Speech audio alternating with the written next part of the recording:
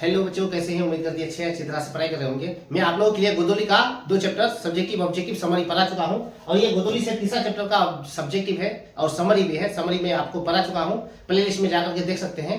और ये आपको मैं सब्जेक्टिव पढ़ाने वाला हूँ जो वेरी इंपॉर्टेंट होगा। आपको समरी पढ़ा चुका हूँ पहला और अभी आपको मैं सब्जेक्टिव पढ़ाने वाला हूँ। तो देख सकते हैं लिखा हुआ है भारत से हम क्या सीखे। लेखक का नाम है मैक्स मुलर और ये क्या है? भाषण है। ये 3 पॉइंट याद रखिएगा, वेरी इंपॉर्टेंट है। पहला क्वेश्चन है मैक्स मुलर की जीवनी को लिखे, तो जवाब होगा भारत से हम क्या सीखे। ये क्या है? भाषण है। इस लेखक कौन है? Friedrich Max Muller. उसका पूरा नाम पूछे आपको तो फ्रेडरिक मैक्स मुलर याद रखना है। पिता का नाम पूछे तो विल्हेल्म मुलर है और जन्म पूछे तो 6 दिसंबर 1823। कहाँ हुआ? तो जर्मनी के देशों में हुआ। इसको याद रखिएगा, ठीक है? जर्मनी के देशों नामक शहर में हुआ था। और मृत्यु कब हुआ? 28 अक्टूबर 1900 ईस्वी में हुआ। तो वेरी इंपॉर्टेंट पार्ट था ये। और फिर नेक्स्ट पॉइंट पढ़ाने वाला हूं मैं पूरा पढ़ा चुका हूं। ये सब नोट में जाकर के देख सकते हैं। उसकी रचना हितोपदेश, मेघदूत और केन, जो जर्मन भाषा में अनुवाद किया गया है। तो आपको रचना अगर पूछे हितोपदेश किसका है तो मैक्स मुलर का, मेघदूत किसका है तो मैक्स मुलर का, केन किसका है तो मैक्स मुलर का। ये याद रखना है आपको। इन्हें रानी विक्टोरिया ने नाइट की उपाधि दिया था, नाइट की उपाधि से सम्मानित किया था। ये भी पॉइंट याद रखिएगा। स्वामी विवेकानंद ने से मैक्स मुलर को क्या कहा? वेदांतियों का वेदांती कहा है। ये भी पॉइंट याद रखिएगा। इससे पहले मैं पढ़ा चुका हूं इसका। नेक्स्ट पॉइंट फिर पढ़ेंगे हम लोग। समरी में इसका आपको समझा चुका हूं, प्लेलिस्ट में जाकर के देख लीजिए। मैं आपको क्वेश्चन पढ़ाने वाला हूं, क्वेश्चन नंबर 2 जो वेरी इंपॉर्टेंट है। क्वेश्चन नंबर 2 में लिखा हुआ है मैक्स मुलर की दृष्टि में सच्चे भारत के दर्शन कहां हो सकते हैं। तो देखिए वेरी इंपॉर्टेंट क्वेश्चन यहाँ लिखा हुआ, मैक्स मुलर की दृष्टि में सच्चे भारत के दर्शन भारत के गांव में हो सकता है।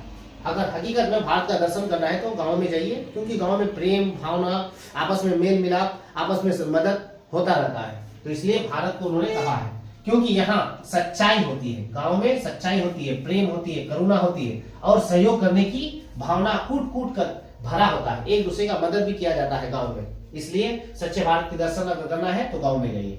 क्वेश्चन नंबर 3 पढ़ेंगे। समस्त भूमंडल में सर्वविध संपदा और प्राकृतिक सौंदर्य से परिपूर्ण देश भारत है, लेखक ने ऐसा क्यों कहा। तो इसको भी हम लोग पढ़ेंगे, ध्यान से देखिए।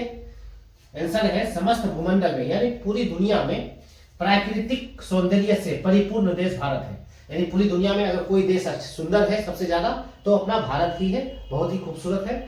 मैक्स मुलर ने ऐसा इसलिए कहा क्योंकि भारत ही एक ऐसा देश है जहां जीवन की बड़ी से बड़ी समस्याओं का समाधान ढूंढ निकाले गए हैं। भारत एक ऐसा देश है जो कठिन से कठिन समस्या हो उसको ढूंढ निकाल सकते हैं, उसका समाधान हम लोग कर सकते हैं। भारत देश में स्वर्ग दिखाई देता है। भारत में एक ऐसा देश है जो स्वर्ग दिखाई देता है और यहाँ ज्ञान का क्या है? भंडार है।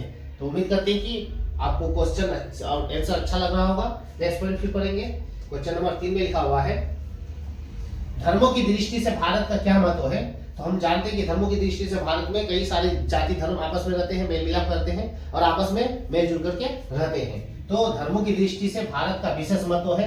यहाँ विभिन्न धर्मों के लोग रहते हैं, चाहे हिंदू हो, मुस्लिम हो, सिख हो, ईसाई हो, सभी आपस में मिलजुल करके क्या होते हैं? यहाँ रहते हैं। तो ये इसका आंसर हो जाएगा। नेक्स्ट पॉइंट हम लोग पढ़ेंगे। क्वेश्चन नंबर 4 में है भारत में प्राचीन काल में स्थानीय शासन की कौन सी प्रणाली प्रचलित थी।